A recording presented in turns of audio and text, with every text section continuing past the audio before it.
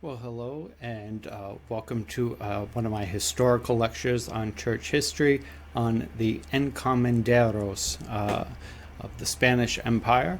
This lecture is for St. Joseph's College in Maine, and I am Jake Tebow.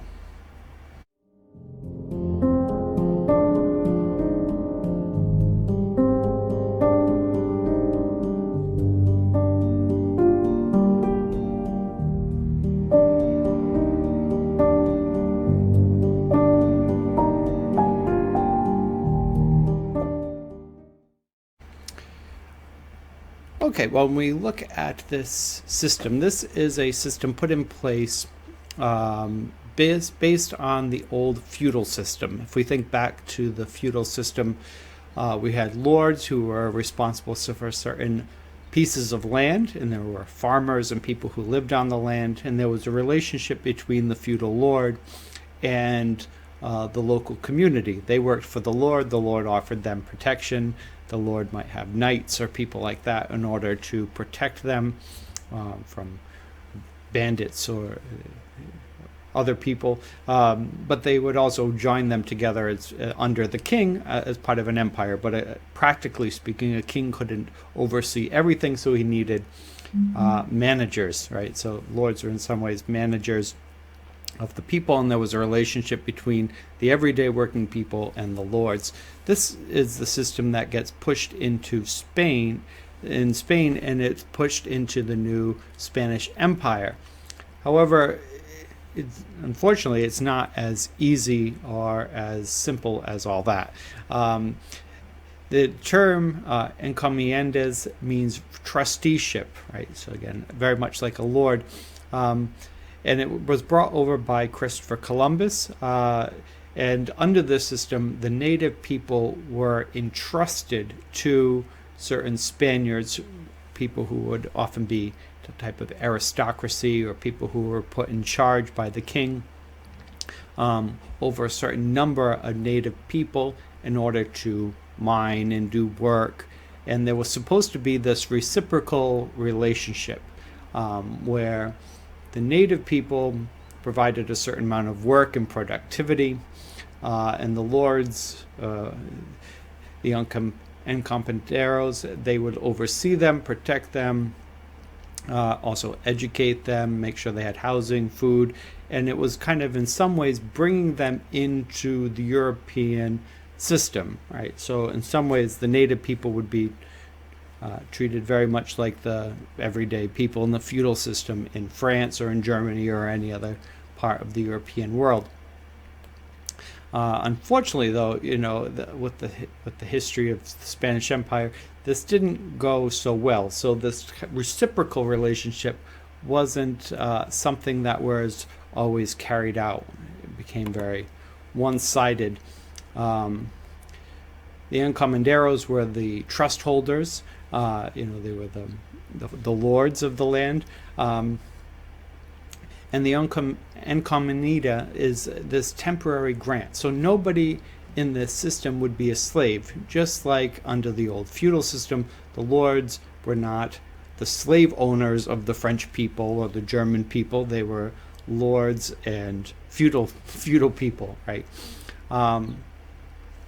There wasn't slavery, but there was a relationship there, right? If you're going to be on this land, then you're entrusted to this lord. But in some ways, it turned out to be even worse than slavery, unfortunately, in the Spanish Empire, because if the people were owned under slavery, then there would be an incentive from the slave owners to take care of them better, because if slaves were to have children, then you would then own their children, right? So that's under the system of slavery. You would own generation after generation. Under this system, if your slave dies, you just ask for more, right? You just ask for more native people. 10 died, send me 10 more. If your people you've been entrusted with have children, they are not yours. So there's no incentive to ensure that they have children and that children are healthy and that the families are held together.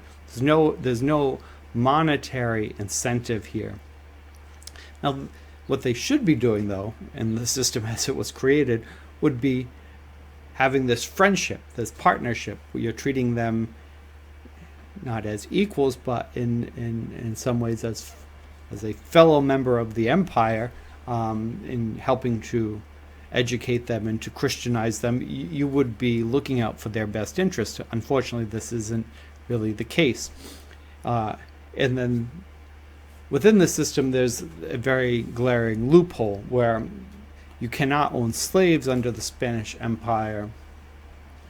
No native people can be slaves, with the exception of if the native people were cannibals, then you could enslave them.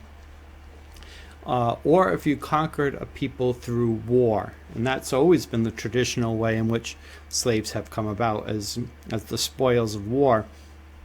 In this case, there is no war.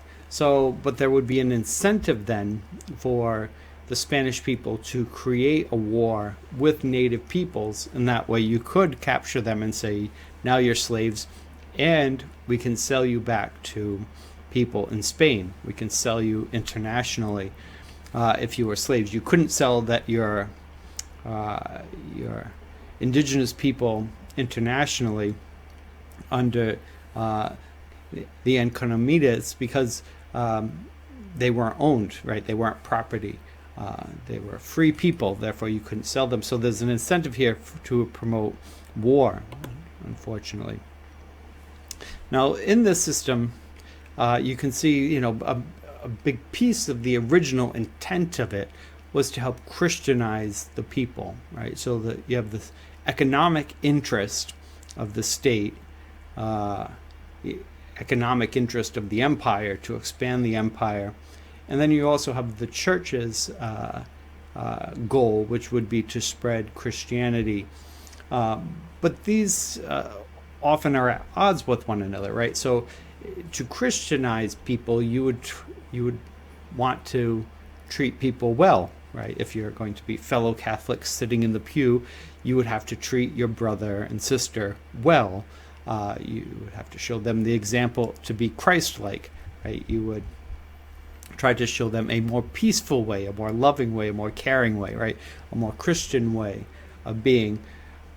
But the economic interest is to be a brutal slave owner, right? That's the economic interest. So you have competing interest at hand within this system, which is now the story throughout the rest of this section. St. Louis Beltran, who was in South America, where the system also existed.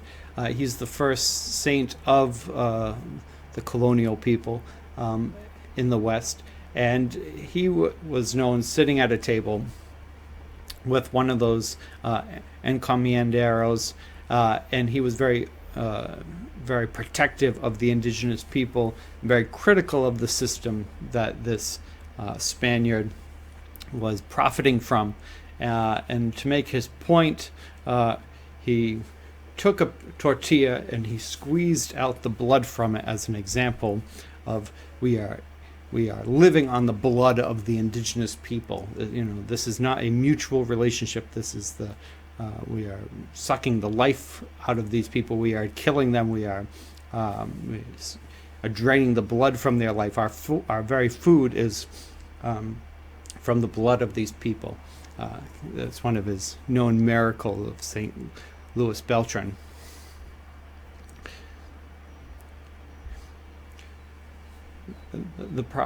Perhaps one of the most notable friars was Montesinos, Anton Montesinos. The Dominican order, the order of preachers, have a very strong tradition in Hispaniola and throughout Latin America as defenders of indigenous people. St. Louis Beltran, he was also a Dominican. And right in the Advent homily to the Spanish people, he went on as very critical of the system, saying, "Why do you so greatly oppress and fatigue them?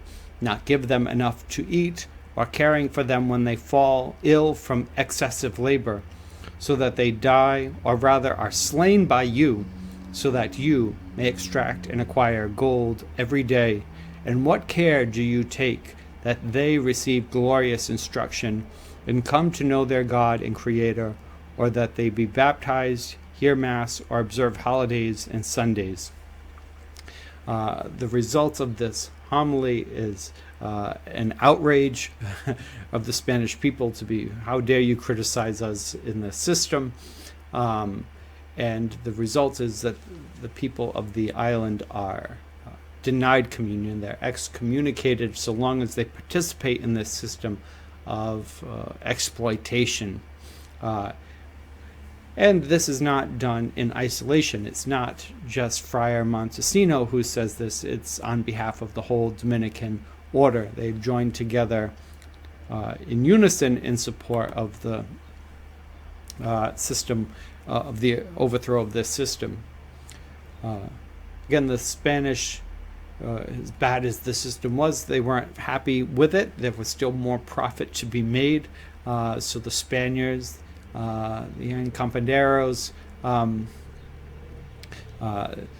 they wanted to get even more money from them. So in order to ship Spanish people to Spain, the indigenous people to Spain as slaves, they would wage these wars. They would create wars. They'd create these unbearable conditions so that the native people would rise up, and then they could squash the uprising, and now they could export them as slaves and make money on them that way, and then they could just ask for more indigenous people to be their servants, right? This is, again, not as the system was designed, right? It's a fatal flaw within the system.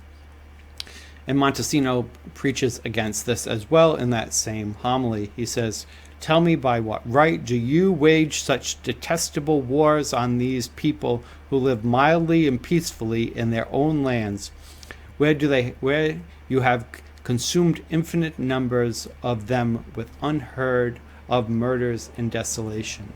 Right? There's nothing positive in this system, and I was asked to talk about, how is this positive for the Encomenderos? Well, it's very profitable for them, right? It's very profitable for them to do it, but it would be like saying, well, what are the positive elements of the enslavement of African Americans during the American slavery? Well, it's not really useful to talk about what are the positive elements of slavery, right? Well, none, right? We say, well, what would be the positive elements of Hitler killing 6 million Jews in Nazi Germany? Well, when you have such such devastation, such an inhumanity, such a genocide going on, nothing positive is even worth putting on the same table as something as awful as the atrocities done. To even say, well, it was good for the German economy, right? It would just be such a ridiculous thing to even raise, right, in the face of such an injustice, right? So in some ways it's similar here, where, were there benefits for the Spaniards? I suppose, but it led to the complete annihilation of the indigenous people of Hispaniola, right? Right. It ended up being a genocide. So I'm not sure that looking at the positive elements is all that helpful now, right? We don't want to hurt the Spaniards, but they're all dead, so we don't have to worry about hurting their feelings. The Dominican order, from whom Montesino was a member, were locked together. Although Montesino made this homily, which made him very unpopular with the Spanish people of his class, the friars bound together, and it was his superior, Friar Pedro de Cordoba, who really promoted this, pushed this, and asked Montesino to give this homily himself. And they joined together, they signed the sermon together so that nobody could say, well, this is just the opinion of one fanatical preacher. He said, this is the opinion of our entire order in the New World, right? We are all on the same page.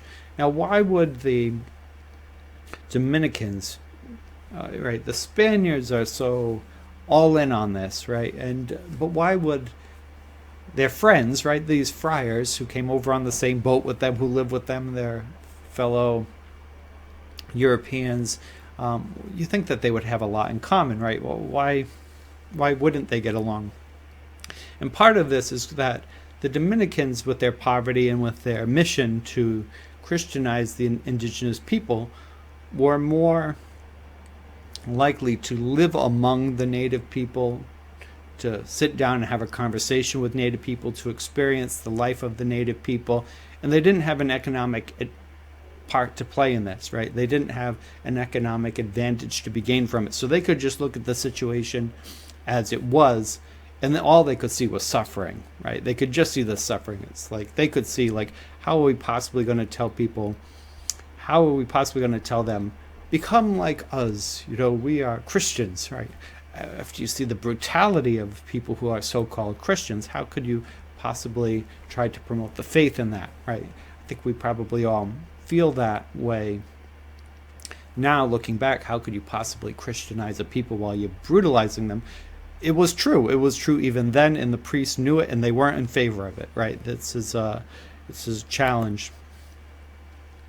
Right? If we go back to Cordoba, who is the superior, he really, in some ways, he should be given a great deal of credit, because as the superior, as one of the first people there, he set the tone.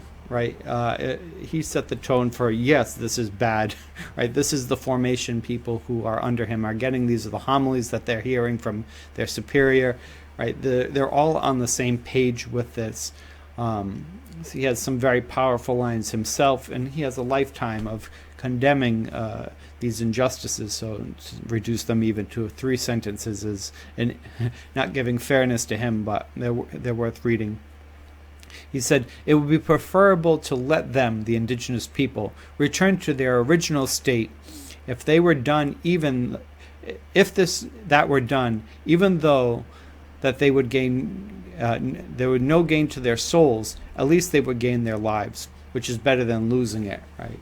His idea is, right, the whole point of us coming here was to Christianize them. If you say, well, they have to lose a little in order to gain something, right? It's always a matter of some type of loss, right? But they're gaining nothing, right? So you are taking their land, taking their families, destroying their communities. They're dying, they're suffering, you're beating them, you're whipping them. They're not becoming Christian, because how could anyone become a Christian under those conditions? What have they gained, right? Their soul has gained nothing, and they are brutalized, right? There's not a single positive thing coming out of this element. It would be better if we had not even been here. That was the view of Cordoba. He says, it would be less evil for the Indians to remain on the land as they are than to have the name of Christ blasphemed as it is now in this case, right? For so-called Christians to do this type of brutalization is not in honor and praise of the spreading of the good news, right? This is not the Great Commission lived out. This is a blaspheme of Christ's name, who would never put up with this type of thing, right? This is the complete opposite of what Christ preached for, was the abuse of weaker people, right? The poor, the broken, the abandoned, the voiceless. The persecution of them would be the complete opposite. And they even pointed out, even Pharaoh and the Egyptians were not so cruel with the people of God. And here, instead of the Christians being seen as, or the Spanish Christians being seen as the great Moses figure who's liberating the Canaanites from their paganism, is as if the Spanish Christians are Pharaoh himself, and the army and the indigenous people are the Israelites, right? The tribe of Israel being persecuted by the violent oppressor, right? This is being pointed out. He's flipping the narrative on its head, saying we are the oppressors. not the oppressed.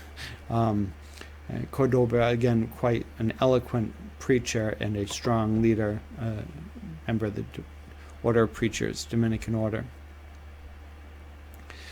This ultimately leads to this excommunication of the Spaniards, ultimately leads to this breakdown of relationships, and the colonialists, the Spaniards, they gather, they have more Franciscans who are their own personal chaplains, and the Franciscans and the Dominicans never get along, so whatever the Dominicans were for, the Franciscans would be for the opposite, as in the politics of the church. So the Dominicans, being very pro-indigenous and anti-colonial, the friars would take the opposite approach, no matter what they said. But they gathered Friar Alonso de Espinar to make an accusation in the courts of Spain against the Dominicans, saying that what the Dominicans are doing is unjust, it's wrong, it's usurping of power, they have no right to deny communion and to excommunicate the Spaniards in Spain in the New World, because they're just doing what the king has asked them to do, right? That's all they're doing, right, under this system. And that this actually is good for the Dominicans, because they can finally now get the ear of the king. So they go back to Montesino goes back to Spain, and they have a trial, and the conclusion is inconclusive. There is no, but they have at least made the courts of Spain aware of the injustices. People believe what the Dominicans are saying; they believe them. And it begins a theological commission, which results in the Junta of Burgess,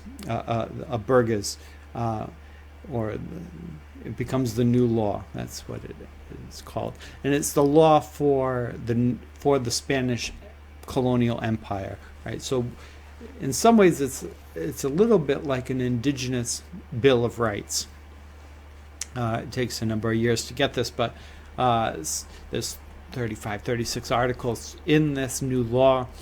Some of them we would not like today, probably, but it says some basic things like the Indians are free and they should be treated as such, right? This is a big step forward, and that their conversion should be sought with all diligence, right? You should try to allow them to go to church and get religious instruction, and that they should be tested on their religious instruction. There's all types of policies to allow for the education of indigenous people, so that with their education they could go back and be the catechists for their own people. There's a lot. Most of the laws are to give the native peoples religious instruction, but there are secular elements in here as well. Right, that the work should be bearable, and there should be time for rest. They should have a house and land, and they should be able to spend time tending to their own house and land. There should be a mutuality of work, right? This is a mutual agreement. This was supposed to be mutually beneficial. If it's not mutually beneficial, then it's not appropriate work, right? So this all leads to this new set of rules, which in honesty are never really followed out, right? But they are held as an example, and the Dominicans in some ways were vindicated in this, saying at least now they could, when they see these wrongs in the New World, they can say it violates the law of the king, right? They can say that. But to get the fullness of this, we need part 2, which will be the next video. So if you want to stick forward to the next section, we will conclude this story.